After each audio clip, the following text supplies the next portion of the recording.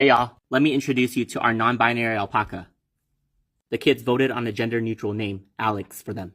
Alex was there to help me during the really quiet moments when nobody would talk during virtual learning. Yes, they were so quiet! But then I also took it as an opportunity to teach my students about how to respect people's pronouns. Did Alex ever get misgendered?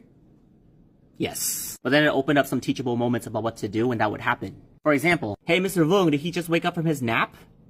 Oh, do you mean did they wake up from their nap? Yeah, they just did.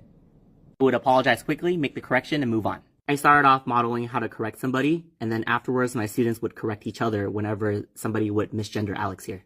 Representation in the classroom matters. My kids were 5th graders, and they still got a kick out of Alex.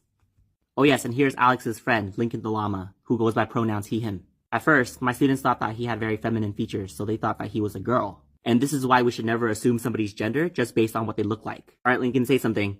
Hello. My students were really surprised how low his voice sounded. Don't assume.